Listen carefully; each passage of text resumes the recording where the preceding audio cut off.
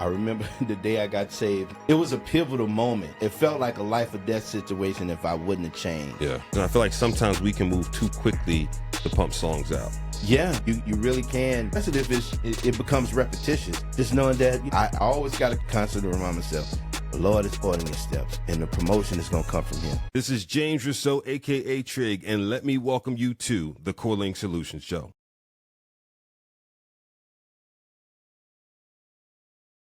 Relaxing about it to me, bro. You know, I like washing dishes too. I like my dishwater to be a certain way. So I like to use the Dawn soap, and I add bleach in it.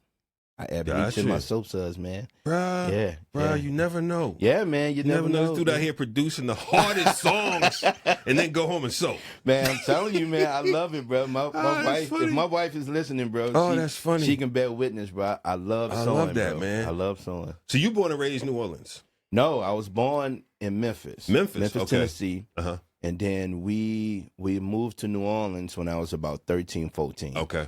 I grew up in New Orleans. I grew up in New Orleans. And when did you start playing the drums? Because that was your introduction to music, right? Yeah. Okay. Yeah. So, man, I started drumming at the age of 4. What brought that to be? My dad. Okay. You know what I'm saying? My dad is a musician. I come from a house full of musicians. Okay. Bro. My mom was a singer. My dad was a trombone player. My aunts, I had an aunt that played the B3 Hammond. Yeah. You know, I just come from a musical inclined family. Yeah. And you know, I just remember my dad buying me it was back in my day. Yeah. I'm gonna tell my age. We had service merchandise. So my dad would go buy me the paperhead drums. He would keep the receipts because I was gonna bust them every week. And man, I just always drummed. You know what I'm saying? And my dad, he was a record collector. So you know, he would teach me how to play along with his records. But he taught me how to take care of records too. Yeah. You know what I'm saying? Yeah. Hey, listen, you take this out, you put it back in the sleeve. Yeah. And man, he just had records galore, bro. And I mean, I just got engulfed into the music, and then I would play along with the songs, and then eventually I played for my church. Yeah. And then we moved to New Orleans, and then I got into the marching band. Started playing snare drum in the marching band, and then in New Orleans they have a band. They have this second line. It's called second line. It's a traditional New Orleans. A part of New Orleans culture. Gotcha. You know what I'm saying? Gotcha. And we would have and so a second line band consists of 2 trumpet players, a trombone player, a tuba player, and a snare and a bass drum. Gotcha. You know what I'm saying? And I would switch up. I would either play bass drum or I play snare drum in the second line band. And you would have to be a part of the culture or have experience to understand what it is. It's New Orleans is just cultured, man. Yeah. But you know, drumming was always a thing from and music, just from you just music from childhood. All your life, basically. All my life. So so what's your coming to Christ story? You came into Christ in right before 2000 or so. Yeah, man. So I got born again in 1999. Yeah. I was DJing. I was a DJ, man. I might see if I can get me a DJ job over here. I was a disc jockey in New Orleans, probably about 7 years. And so I transitioned out of the drumming and went into DJing. And I remember, and I did pretty good too, man. I worked at some of the big clubs in New Orleans, and I remember the day I got saved, man. It was a pivotal moment. Right. It felt like a life or death situation if I wouldn't have changed. Yeah. And I remember it was one Sunday evening. Sunday evening, I happened to be riding in the city of New Orleans. Ran into my ex-wife's brother. He was saved. Yeah. And man, he was the last person I wanted to run into. Yeah. Because I know when he get hold to me, he gonna be preaching. And man, he said something that was just so that it was a pivotal moment. I had to I had a choice to either pivot to the left, or pivot to the right. Gotcha. And it was in that moment I remember him saying, "Man, the reason your household is not in order because I was shacking up with my ex-wife at that time. Yep. You know, we already had kids and stuff, and you know, and he said something. He said, "Man, the reason she's not in order because you're not in order." And it was like that order. The word order just struck a nerve. And I remember that Sunday. I remember driving. I remember going home. Man, I took my earrings out my ear, threw my earrings on the neutral ground. But then that Wednesday, June the 5th, 1999, is when I surrendered my life to Christ at a Bible study, bro. And I've been serving the Lord. It's amazing how one liner can convict you, bro. Okay. It's amazing how one liner can convict you. It's yeah. I've had a similar thing. One liner can convict you. Marv, you know, sometimes when you're operating, I think in music and ministry, one can dominate and take over. You know what I'm saying? And both have to work together. But you also make that clear in your mission statement. It's more than music; it's ministry. What does that mean to you, man? You know, when I started out producing, bro, one of the things God told me, and I believe God told me, was that the music is going to be the vehicle, but the mission is the gospel. You know what I'm saying? And you know, I didn't start producing until I became a Christian, so I didn't even know it was a thing. Okay, you know what I'm saying? But once I got into it, I knew God was going to use that. I knew He wanted me to be able to have a certain standard when it comes to, you know, working in the industry, right? Knowing that, hey, listen, I'm what you're doing for me, and you're doing it in excellency, right? But at the end of the day, people are going to get saved through it.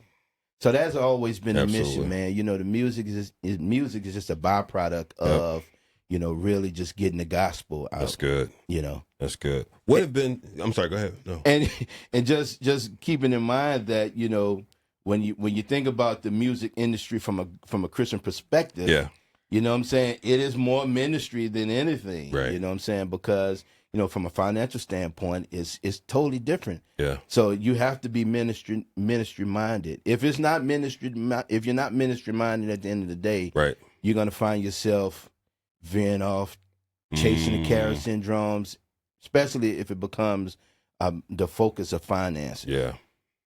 You better know this is ministry here. Now thank God things are leveling up where you know, artists and producers are being able to, you know, benefit from it. But at the end of the day, it's still got to be about Jesus. Yeah. You know what I'm saying? Yeah. And you say that, you know, from a place of, bro, you've been Grammy and Stella nominated, saying what you say, knowing some of the accolades and such you have, what has helped you stay grounded? So I got a story, man. So I went through a season where God had to really humble me. You know what I'm saying? And I'm glad He did it early on, which now keeps me, you know, grounded. I keep my head down and don't say much, man. So when I first started, got a story. Here you go. Here you go. So man, I remember when I first started out, man. When I first started Trig, I couldn't even give away a beat, bro. Couldn't give away a beat, man, to save my life. I couldn't even give away a free beat. Really?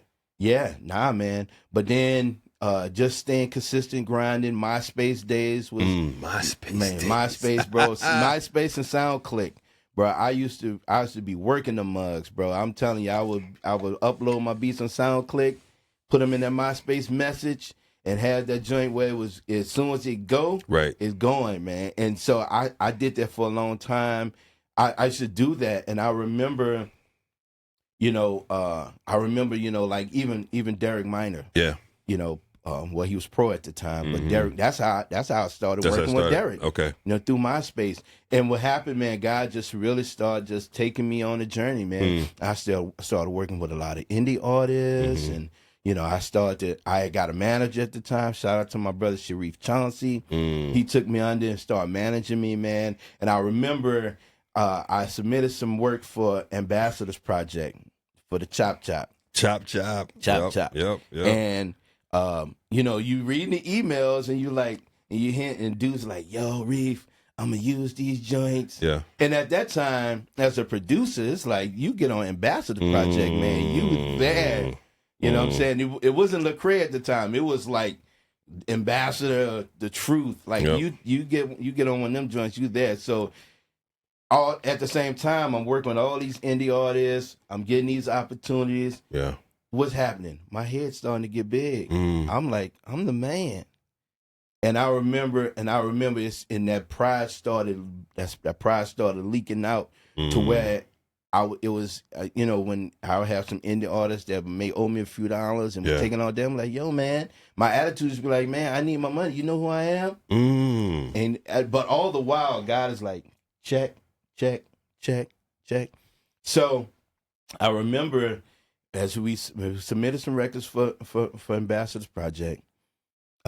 I said, Reef, process with a whole album and stuff. So I said, Sharif, I said, man, you heard anything from Deuce? He was like, nah, man, let me reach out to him. And then some weeks later, let me tell you, this is a key one. Sharif said, hey, bro, we're going to submit these records, but don't be telling nobody. And the thing is, you know what I'm saying, for a producer, when the artist says send him the stems, it's almost like you done made it. It feels like it's done. Yeah, man. Yeah. So we sending the stems, and then just the whole idea, man. I can hear Reese said, man, don't tell nobody, man. Just keep it on the tuck till it come out. Right. So man, I found myself, in conversation because I'm a barber too. Yeah. I found myself, yeah, man. They be like, Marv, what you doing? Yeah, man. Well, I'm working on Ambassador Project. But all the while, I can hear Reef saying. I can hear in the back of my mind, he said, man, don't tell nobody. I told you not to say nothing. Right. And man, so the promotion and stuff started coming out for the Chop Chop. And I'm like, I ain't heard nothing yet. And then so I was like, yo, Reef, I said, you reach out to Deuce, man, and find out what's going on. So he was like, man, let me get on, let me email him, blah, blah, blah.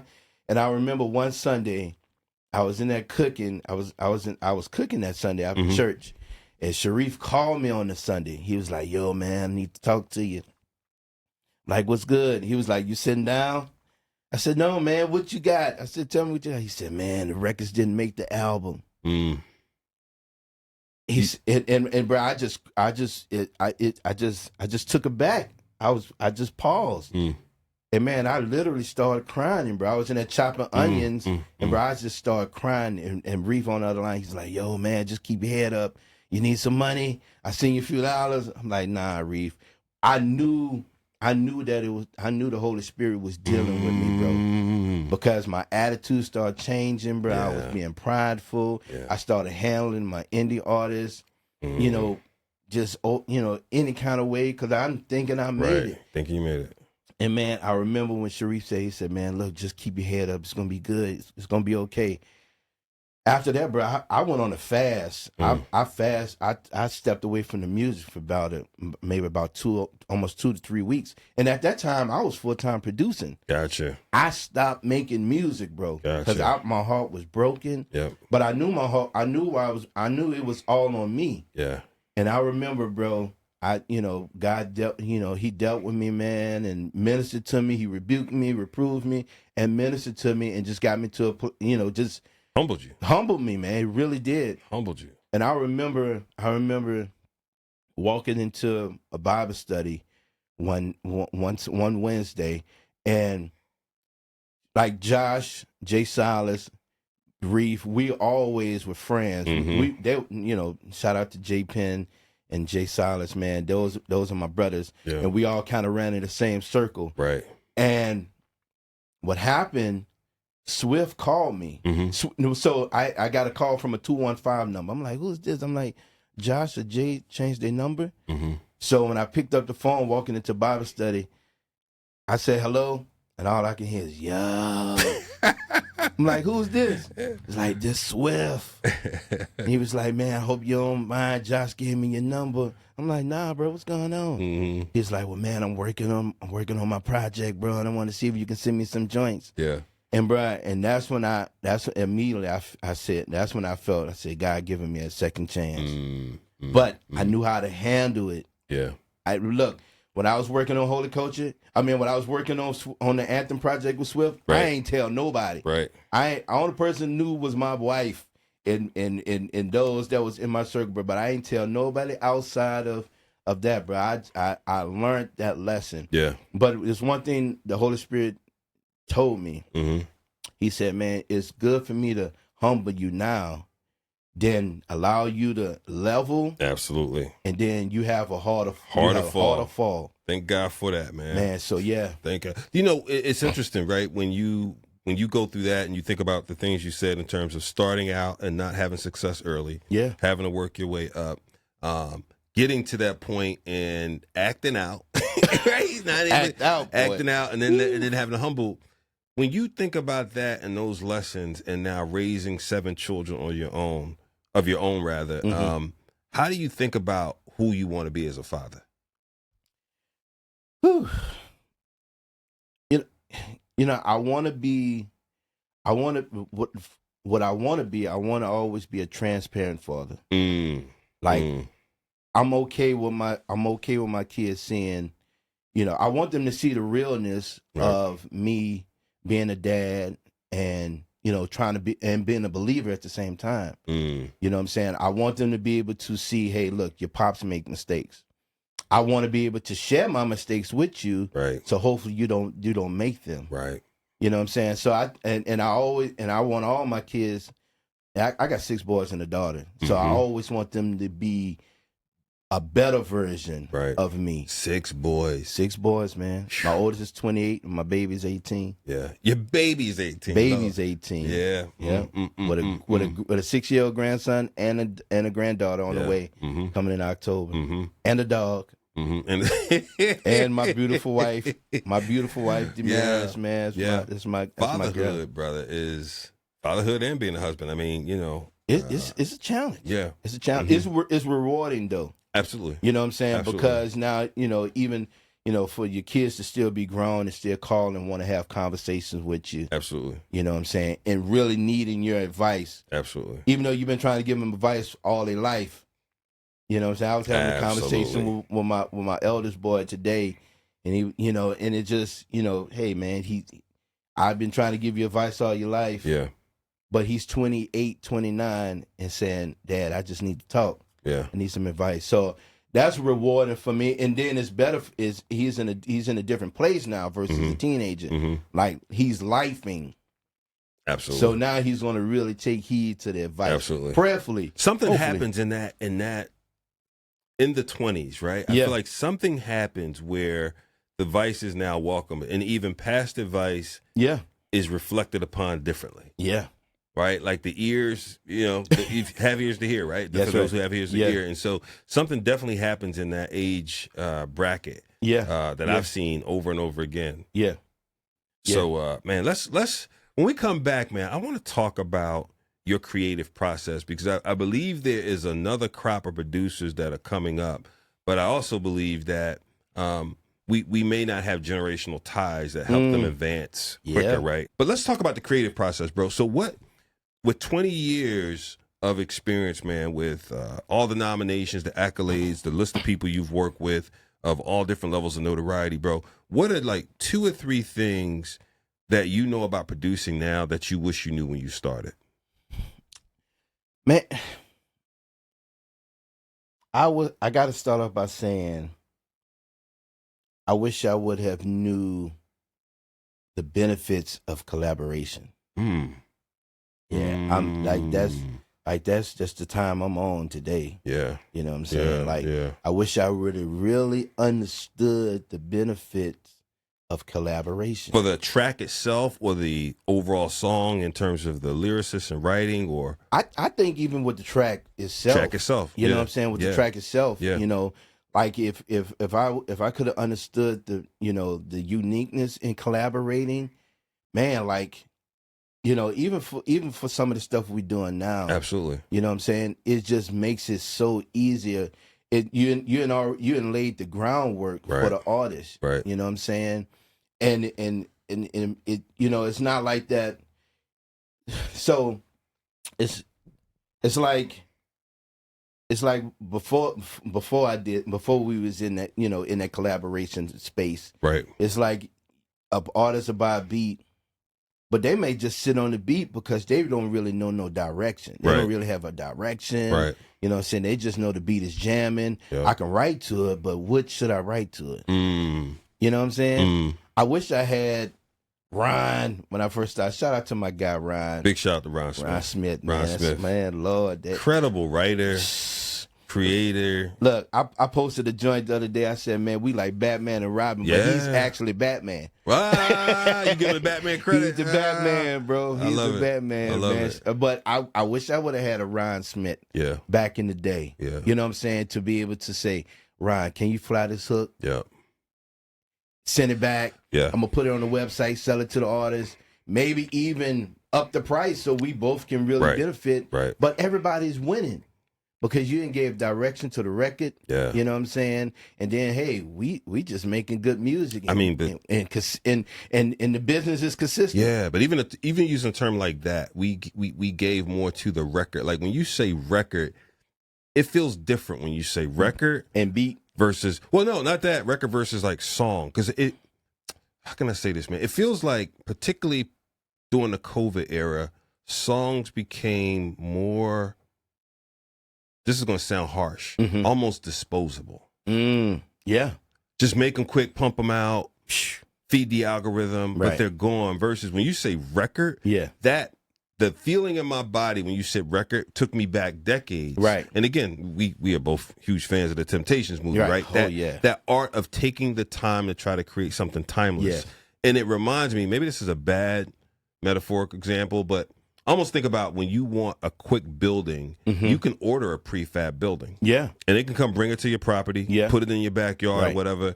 But it won't connect to the plumbing in your house. Nah. It won't connect to the electric in your house. It's all bare bones. It's all bare bones. You have to walk out your back door, whatever, to go to it. Versus if you wanted to be timeless and stand as a structure for real, you will get an add-on built. Yes. You will have it connected. You will have the HVAC connected, the plumbing connected, the electric connected. And that's what it almost feels like if you want the timeless thing, you want the connected thing. You want more the structural, structural longevity thing versus the kind of prefab pretty quick. I mean, literally, if you want a prefab, you could have. If right now we made a phone call, you could have a prefab probably by Wednesday next week.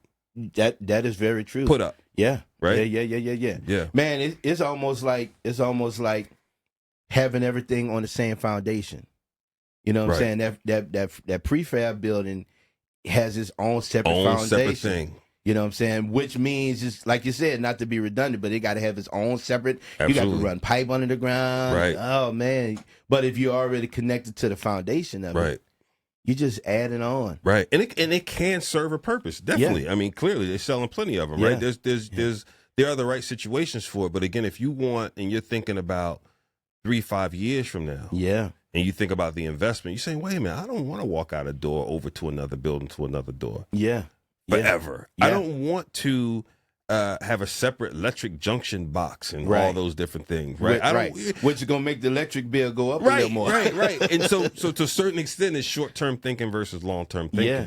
And that's what came to mind for me when you said, a record is long-term thinking sometimes. And I feel like sometimes we can move too quickly to pump songs out. Yeah, you can. You can, man. You really can, because you kind of get, especially if it becomes repetitious. Yeah, you just in this mode. You know how this go.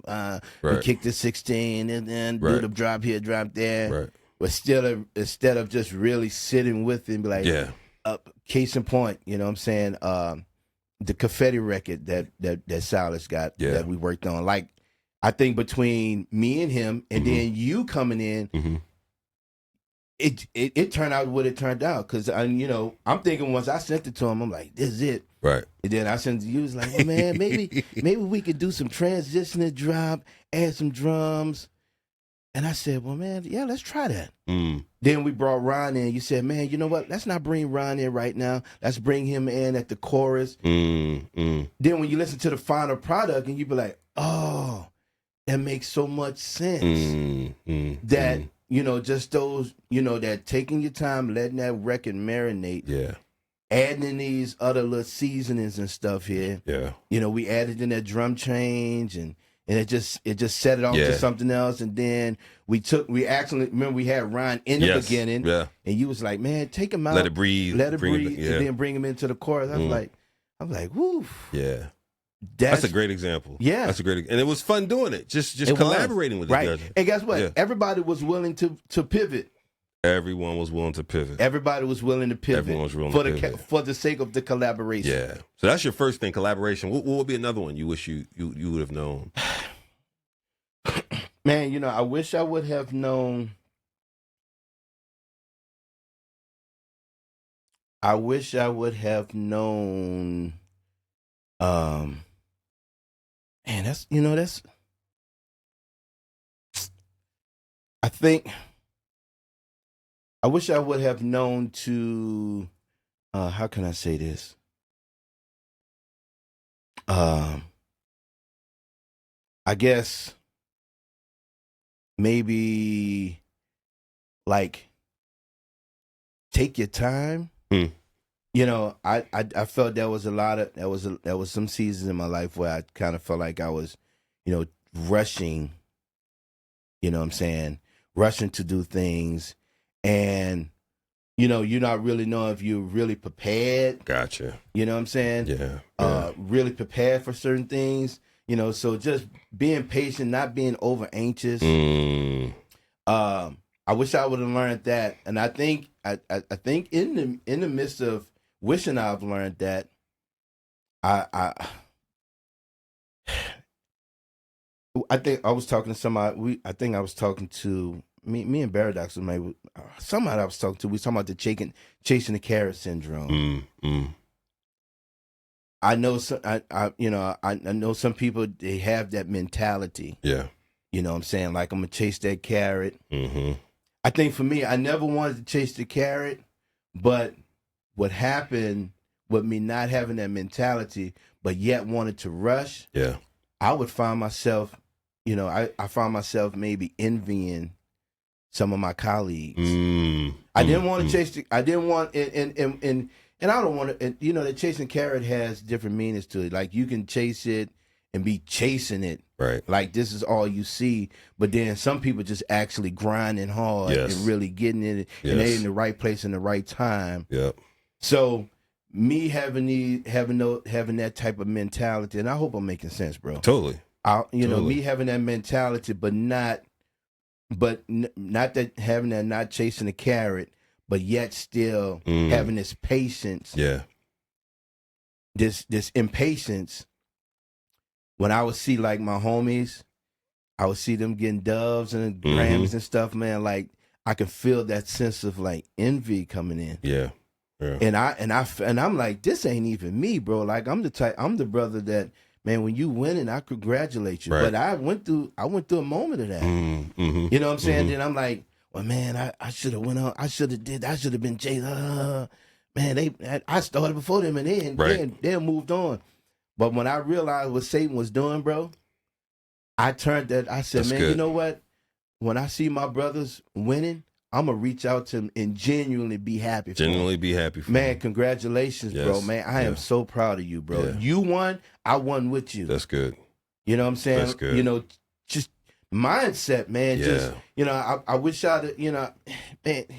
When you're young, you're really not thinking about a lot of stuff, and you look at it now in hindsight. You're like, man, you know what? See it. You can see it so clearly. So clearly. You know what I'm saying? And you see how Satan be trying to use stuff, bro. Absolutely. You know what I'm saying? Absolutely. So I think just that understanding patience. Understanding patience, man. Yeah. Just knowing that, you know, the Lord is ordering. I always got to constantly remind myself, the Lord is ordering your steps, and the promotion is gonna come from Him. And what God has for you is for you, bro. For you, bro. It's good, bro. Let me wrap this up with one last question for you, bro. What do you see in the future of Christian hip hop? What do you see? Man, this is what I see, and this is my prayer. That bridges are gapped from the older generation to this young generation, to where we can, you know, for the older folks, for the older folks like ourselves that are still in it, can still will be able to make a bridge for them to cross over. Yeah, I think that's been a serious disconnect, bro. You know what I'm saying? So which causes the younger generation to really not, you know, they kind of got this I'm gonna do my own thing mentality. Right. You know what I'm saying? And that can take on its own type of monster. Yeah. Because you're moving with no sense of direction. But then us older guys, us older women, the older women, the older guys that are in the space, we have to be able to be that, hey man, let me get into the mix of what you're doing. Right. And let me not hold your hand, but let's walk side by side. Right. And let me help you cross this bridge. That's good. That's my prayer, and that's what I do see. Yeah. You know, I even see with us as a label, you know what I'm saying, just how we have a blend of the older generation, but then we got some young bucks with us. Right. You know what I'm saying? And the collaboration. You know what I'm saying? And then what it does, you have this cohesiveness music, but what you're really doing, you're just helping cross these bridges. Right. You're helping them cross the bridge. You know what I'm saying? But I think for us, for the older generation, you know what I'm saying, we have to be able to like come down. We have to come down and meet him when that man. Look, my son, my 18-year-old, he's a Christian hip hop artist. Shout out to my baby boy John Littrow. Right. Go check him out on Spotify, Apple Music. See, you getting the plug, son. See, you getting the plug. That nepotism. Absolutely. But, better use it. Yeah, man. But you know, he's a Christian hip hop artist. I'm a Christian hip hop producer. I have to be able to meet him where he's at. Right. For him to even still allow my 2 cents to be of some some resource to him where he's like, man, you know what? Yeah, man. Yeah. I think that's good, Dad. Yeah. Or I'm gonna use that, or help me. You know, I don't want him to feel like he has to do this on his own. Right. Right. So that means I'm gonna have to get into his music. Right. I'm gonna have to get into what he do. If it's not my, and you know, and he makes pretty good music. Yeah. But you know, he's of a different generation. Yeah. But I understand I try to understand the assignment that he's gonna get older. He's gonna level up. So each one teach one. Right. You know what I'm saying? He got to continue paying it forward. So I need to do that with my own kids. Absolutely. You know what I'm saying? So I think that's where it's going. Yep. I think the older generation, I think they getting a sense of that. Because they're kind of seeing what the younger generation is hitting and missing that. Absolutely. That's good, man. If we can keep that going, man, we would be a force to be reckoned with. Bridge the gaps. Yeah. Bridge them gaps, bro. All right, brother. Well, let people know where they should get in contact with and or follow you, bro. Man, so you can type in Marv4MoBeats. That's MARV, the number 4, MOBEATS, on all social media platforms. If you need beats, you can go to my website, www.marv4mobeats.com. If you DM me, I'll respond to all my DMs, man. People reach out to me, I respond back, you know what I'm saying? So if you're on any social media, and that's where I'm at. I try to be in the mix of them all. I still try to be in the he's accessible, y'all. Yeah. He's accessible. Yes, sir. Thanks for being here, bro. Man, thank you for having me, bro. No doubt. Keep it locked, y'all.